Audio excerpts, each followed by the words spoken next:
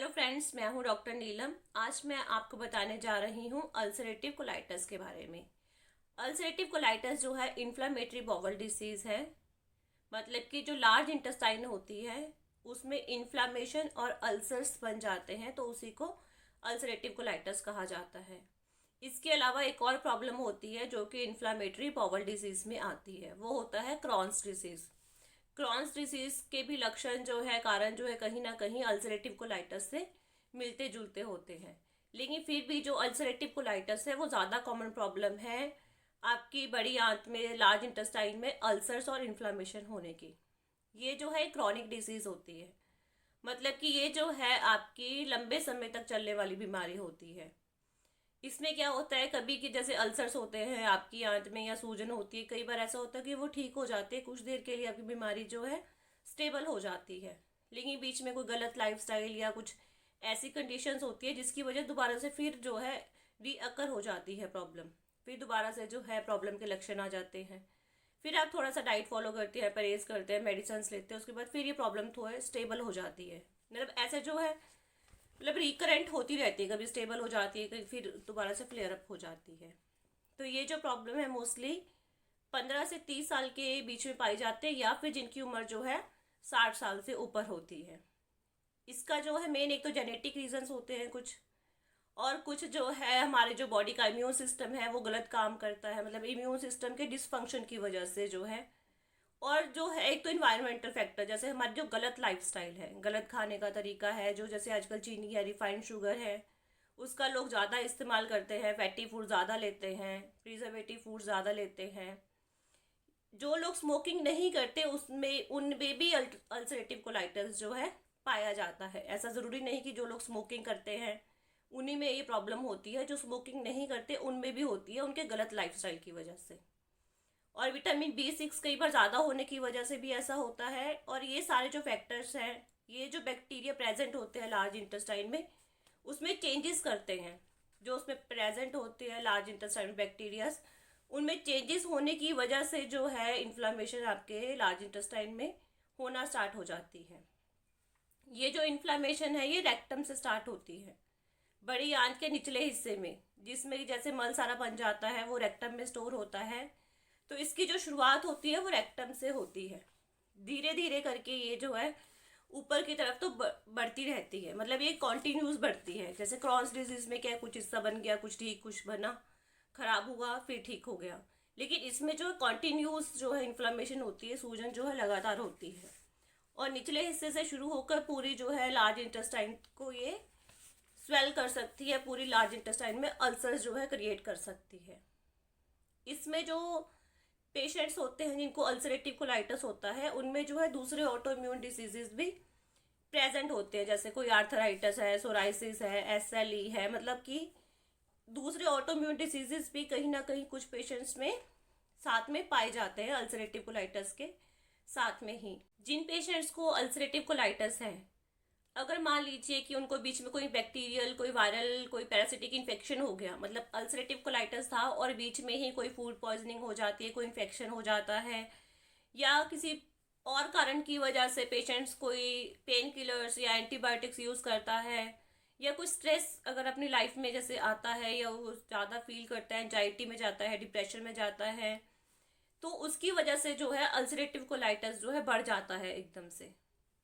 और दूसरा है कि अगर कोई, मान लीजिए कि अल्सरेटिव कोलाइटिस है लेकिन उसके अलावा अगर आपकी बॉडी में जो है ब्लड से रिलेटेड कोई प्रॉब्लम है, जैसे कईयों में हार्ट प्रॉब्लम होती है, कोई शुगर है, BP है, जिसकी वजह से जो है ब्लड सप्लाई पे इफेक्ट आएगा, तो उसकी वजह से भी जो है लार्ज इंटेस्टाइन में प्रॉब्लम जो है एग्रावेट हो जाती है। क्योंकि नेचुरल सी बात है कि अगर ब्लड सप्लाई नहीं मिलेगी तो आपकी जो प्रॉपर लार्ज इंटेस्टाइन की हेल्थ कंडीशन है वो वैसे ही कम हो जाएगी, तो उसकी वजह से जो है इन्फ्लेमेशन जो है ज़्यादा होने के जो है चांसेस रहते हैं। अब इसमें लक्षण डिपेंड करता है कि या तो लक्षण कई पेशेंट्स में नहीं भी आते हैं, या धीरे धीरे करके जितनी सूजन है उस पर डिपेंड करता है कि क्या लक्षण आएंगे। थोड़े बहुत भी हो सकते हैं, बहुत ज़्यादा भी हो सकते हैं। मोस्टली जैसे मैंने आपको बताया, इसमें जो बड़ी आंत का जो निचला हिस्सा है, रेक्टम है, वहाँ से इसकी शुरुआत होती है। 50% पेशेंट में तो सिर्फ रेक्टम और इसका ऊपर का जो सिग्मॉइड कॉलन होता है, सिर्फ यही जो है अफेक्टेड होता है। लेकिन 30 to 40% में पूरी 50% जो इंटेस्टाइन है इन्वॉल्व हो जाती है। और 20% पेशेंट्स तो ऐसे हैं जिनमें पूरी की पूरी जो है बड़ी आंत जो है इन्फ्लामेशन हो जाती है और पूरी ही आंत में जो है अल्सर्स बन जाते हैं। अब इसमें क्या होगा, जो इन्फ्लामेशन हुई, आपकी स्वेलिंग हुई, उसकी वजह से आपको पता ही है कि स्कारिंग होगी, फाइब्रोसिस हो जाएगा, आपकी जो लार्ज इंटेस्टाइन है उसकी जो मसल्स है, जो अंदर की लेयर है, वो स्ट्रेच होकर ठीक हो जाएगी। अब इसकी वजह से क्या होगा, आपकी जो इंटेस्टाइन है उसका जो है साइज जो है छोटा हो जाएगा, धीरे धीरे कर स्ट्रेच होती रहेगी, स्ट्रेच होकर फाइब्रोसिस होगी, तो धीरे धीरे करके इंटेस्टाइन का जो साइज कम हो जाएगा और उसके बीच में जो अंदर वाली लेयर होती है उसमें जो सेल्स है वो डैमेज हो जाएंगे, क्योंकि नॉर्मली जो लार्ज इंटेस्टाइन है वो म्यूकस सिक्रीट करती है। जैसे क्लार कई बार देखा हो कईयों को लैट्रिन में निकलती है, तो वो म्यूकस जो है नॉर्मली लार्ज इंटेस्टाइन बनाती है, लेकिन इन्फ्लामेशन और अल्सर्स होने की वजह से वो म्यूकस नहीं बनाएगी और उसकी जो प्रोटेक्टिव लेयर है और ज़्यादा जो है डैमेज हो जाएगी। अब इसमें लक्षण जो आते हैं मोस्टली, देखो एक तो दर्द होता है, क्योंकि नेचुरल सी बात है कि सूजन है, अल्सर है, तो दर्द तो होगा ही। अब वो डिपेंड करता है, बहुत ज़्यादा भी हो सकता है, कम भी हो सकता है, और कितना इंटेस्टाइन का एरिया डैमेज है और कितना ज़्यादा जो अफेक्टेड है उस पर डिपेंड करता है। अब जो लार्ज इंटेस्टाइन है उसका काम होता है जैसे पानी को सोखना, एब्जॉर्ब करना, और दूसरा जो है फीकल मैटर को, मतलब मल को स्टोर करके रखना। अब क्योंकि इंटेस्टाइन की जो मसल्स है, जो अंदर की लेयर है, उसमें अल्सर्स है, इन्फ्लामेशन है, तो वाटर जो है एब्जॉर्ब नहीं कर पाएगी, तो इसकी वजह से जो है आपको जो डायरिया होगा, मतलब जो स्टूल है वो थोड़े से लिक्विड जैसे आने स्टार्ट हो जाएंगे। और सेकंड बात है कि ये फीकल कंटेंट को जो है स्टोर करता है, अब ये स्टोर नहीं कर पाएगा तो थोड़ी थोड़ी देर के बाद जो है आपको मोशंस आएंगे। अब इस मोशन में आपको ब्लड भी आ सकता है, म्यूकस भी आ सकता है, क्योंकि स्वेलिंग है तो उसमें ब्लीडिंग भी होती है और म्यूकस भी आता है, तो इसीलिए जो आपका स्टूल है उसमें ब्लड मिक्स होगा और म्यूकस मिक्स होगा। लेकिन अगर यही बहुत ज़्यादा सीवियर कंडीशन में होगा तो सिर्फ जो है स्टूल के, मतलब स्टूल की जगह सिर्फ ब्लड और म्यूकस भी आ सकता है। अब इसमें क्योंकि वेट लॉस होगा और ब्लीडिंग होने की वजह से जो है एनीमिया होगा, अगर कोई इन्फेक्शन होगा, बुखार होने के चांसेस है, पेशेंट को थकावट रहेगी। और इसमें एक जो सबसे स्पेशल लक्षण होता है खास, वो ये होता है कि बार बार ना लैट्रिन जाने का मन करता रहेगा, बार बार लगता रहेगा कि लैट्रिन जाऊँ, लेकिन ऐसा फीलिंग जो है कंटिन्यू रहेगी। वो इसलिए क्योंकि जो रेक्टम है वो आपका मल स्टोर करता है। नॉर्मली जब उसमें मल इकट्ठा होता है, मल इकट्ठा होने की वजह से उसकी मसल्स जो है स्ट्रेच होती हैं, तो आपको अर्ज होता है कि मुझे मोशन जाना है। अब क्या होगा, उसमें इन्फ्लामेशन हो रखी है, उसकी मसल्स की जो लेयर है उस पर सूजन हो रखी है, अल्सर्स हो रखे हैं, तो उसकी इरिटेशन की वजह से जो है बार बार ऐसे अर्ज होगा कि आपको लैट्रिन आई है और जाना है। लेकिन जब भी जाएंगे स्टूल जो है बहुत ही माइन्यूट क्वांटिटी में आएगा, ज़्यादा नहीं आएगा, क्योंकि वो उसमें इन्फ्लामेशन और अल्सर्स हुए हैं, उसकी इरिटेशन की वजह से जो है आपको ये बार बार अर्ज होती है स्टूल जाने की। इसी को रेक्टल टेनिस्मस बोल दिया जाता है। नेचुरल सी बात है कि पेट में इन्फ्लामेशन है तो पेट के नीचे हिस्से में बहुत अनइजीनेस है, डिस्कम्फर्ट है, वो रहती है।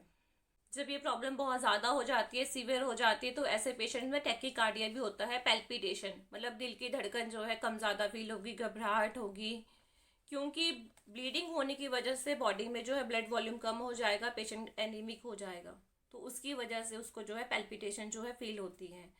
और ऐसा भी हो सकता है कि जो सूजन बड़ी आंत में थी वो पेट के आसपास वाले एरियाज में भी हो जाए, जिसकी वजह से पेरिटोनियल इन्फ्लामेशन हो सकती है।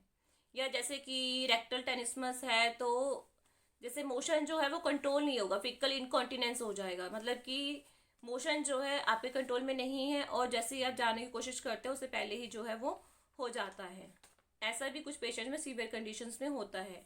और जैसे रात को नॉर्मली हम सोते हैं तो उसको क्या हो गई, रात को बार बार जो है मोशन करने के लिए उठना पड़ता है, ऐसा भी होता है अल्सरेटिव कोलाइटिस के पेशेंट्स में।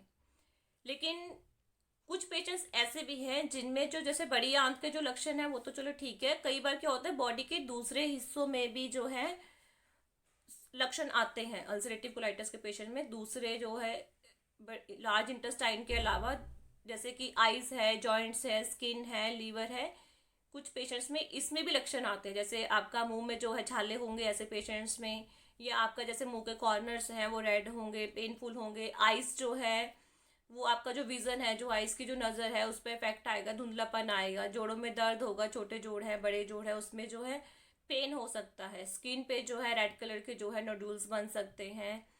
और ऐसे पेशेंट्स में जो है ब्लड क्लॉट्स होने के चांसेस ज़्यादा होते हैं, इसीलिए ऐसे पेशेंट्स में डीवीटी जैसे कि डीप वीनस थ्रोम्बोसिस जो है होता है, या और भी जो ब्लड क्लॉटिंग की वजह से जो जैसे बॉडी में और पार्ट्स हैं, ब्लड वेसल्स हैं, उसमें कहीं पर भी जो है क्लॉट बन सकता है।